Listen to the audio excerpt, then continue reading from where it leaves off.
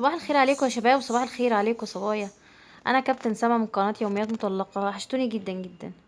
طبعا انا ما قدرتش ان انا ابعد عنكم وما انزلش فيديو، لقيت فرصه ان انا انزله. فياريت تتابعوني وتقولوا لي رايكم، ولو اول مره تشوفني او تشوفيني اضغطي لايك وسبسكرايب للقناه. انا لسه داخله السنتر، وطبعا مفيش حد جه. وبما اني واحده منتظمه وباجي في مواعيدي، فجايه قبل ميعادي بحوالي ربع ساعه. طبعا زي ما انتم شايفين مفيش اي حد خالص غير شيرين عامله النظافه شغاله. وطبعا اصحابي لسه هيجوا في الطريق. بصوا، هو الجو برد جدا جدا جدا، ومش قادره اقول لكم قمه البرد اللي انا فيها. بس مضطره ان انا اقلع الجاكيت والبس اليونيفورم بتاع الشغل. بس صدقوني، رغم ان احنا حاسين بالبرد جدا، في ناس اكتر مننا الاف المرات. يعني وانا جايه شفت واحده في الشارع عامله بتغسل عربيات يعني عارفين يعني ايه شويه ميه ساقعين؟ لو انت بتغسلي بوشك كده، ما شكرا بتدوري على الميه السخنه. وهي قاعده في عز التلج. في عز التلج بتغسل وتنظف. فاحنا لازم نقول الحمد لله على كل حاجه. وزي ما انتم شايفين، انا هبدا فطاري بقى عشان مفيش حد جه. ده الميزان اللي بتاع الانبادي، اللي بيطلع نسبة الدهون والعضل في الجسم والمية.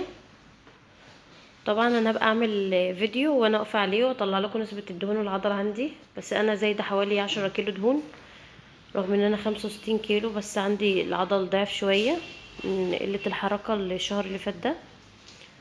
فانا هفطر معاكم دلوقتي ونتكلم شوية في موضوع. زي ما انتم شايفين، انا هاكل واحدة توست جبنه لايت مثلثات وثلاث تمرات. بس مش هاكلهم، يعني مش هاكل التمر معاهم على طول. يعني انا هاكل دول وبعد ساعه هاكل التمر. والنسكافيه بتاعي، بما ان انا في الشغل مش عارفه اجيب حليب سايل، فجبت البودره والنسكافيه والسكر. وده المج هو اسود، واول ما تحطي فيه النسكافيه هتلاقيه ابيض، وكل ما يبرد تلاقيه عمل سواد. هوريهولك معاه. طبعا ده الكاتل.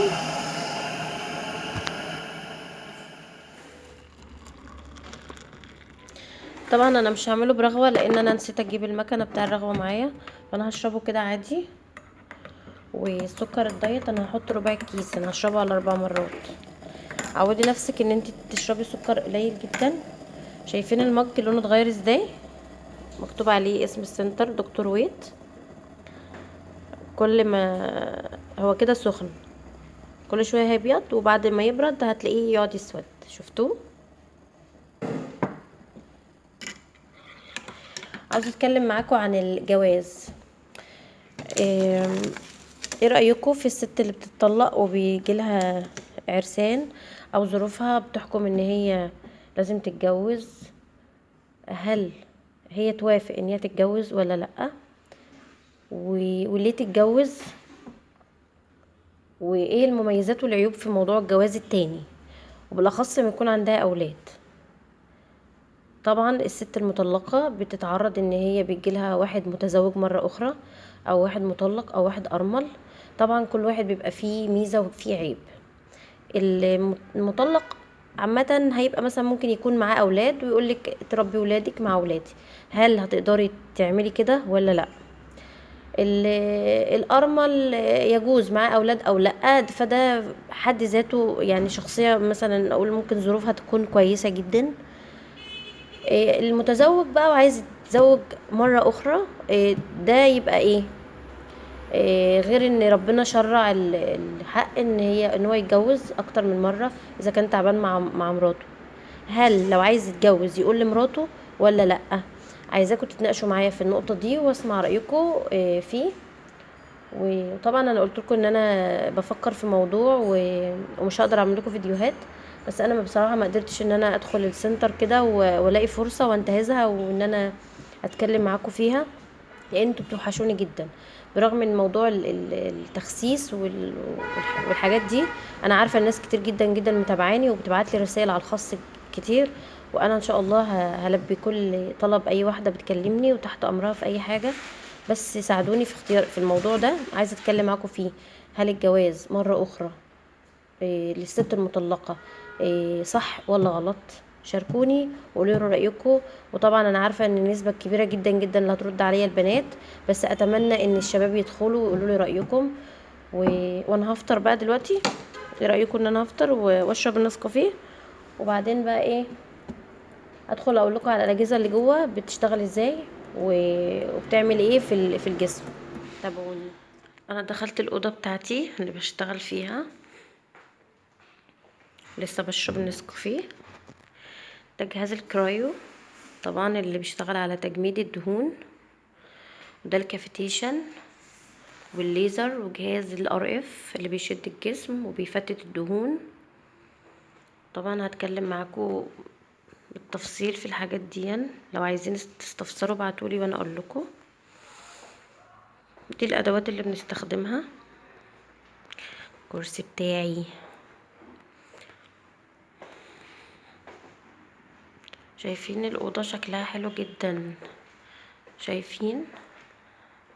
طبعا في حمام داخلي اهو، ده حمام، ده حوض، وده دش، مش حمام ثابت، لا دش فقط، وده حوض عشان في ناس بتخلص الجلسة وبتاخد شاور سخن جدا. شايفين المج يعني حتة منه بدأت تسمر، يعني ان هو هيبرد. زي ما انتوا شايفين انا فطرت حوالي الساعة 9:30 كده، وده السناك بتاعي الساعة 1 دلوقتي وربع. وانا في الشغل في بنات كتير بتقول لي انا بخرج وبروح واجي، انت بايدك تنظمي نفسك وبايدك تعملي كل حاجه، ما تقوليش لا انا مش عارفه. وشوفوا معايا ورقه وبكتب فيها الحاجات اللي ممكن اتكلم معاكم فيها. ان شاء الله هعمل فيديوهات قريب جدا. فما تقوليش ما فيش وقت او مش عارفه انا هاكل بره مع اصحابي او اصحابي بيخلوني اضعف. لا لا لا لا، بالنسبه لي الكلام ده مرفوض. ممكن مثلا في يوم مثلا يوم فري تاكلي مع اصحابك عادي، ما انا بعمل كده. فلو سمحت حسني من وقتك ومن اكلك ومن شربك وخلي عندك اراده. ماشي، انا هاكل بقى وهسيب. زي ما قلت لكم جهاز الكرايو اللي هو بيعمل على تجميد المنطقه اللي فيها الدهون. ما ينفعش تعملي الجلسه دي وخلاص، لا لازم تعملي بعدها الجهاز اللي هو الكافيتيشن ده عشان يفتتها. الحاجات دي بتجيب نتيجة. طبعا احنا مش بنعملها على طول كده، لازم بنهيئ الجسم الاول بمواد وكريمات معينة بنحطها على المنطقة. وطبعا في تمرين اكسرسايز انا بقوم بيه هنا مثلا قبل ما نعمل الجلسة. وبعد الجلسة طبعا لازم تاخدي دش سخن جدا لان بيفتح المسام. الجهاز الكرايو حلو جدا جدا للبطن، بينزل بصراحة. يعني انا عملت مع صاحبتنا حوالي 4 سنتي في الجلسة، بس طبعا كراي وبعدين كفتيشة، ما ينفعش حاجة واحدة بس. فاللي عايزة تسألني في حاجة تسألني. احنا هنا في المنصورة، بنات كتير بتقولي العنوان فين. احنا هنا في المنصورة امام نادي الحوار فوق كافيه ستيريو. احنا عروض لمدة اسبوعين، عروض رهيبة جدا تعتبر ببلاش. واي استفسار برضو بخصوص الاكل والشرب انا هعمل لكم مفاجأة قريب جدا وهعلن عليها، ويا رب ان شاء الله تبسطكم. وهسمع رأيكم في موضوع الجواز للست المطلقة مرة تانية. وطبعا زي ما انتم شايفين المج برد اهو فبيسود تاني. واشوفكم ان شاء الله على خير في فيديو تاني. مع السلامة.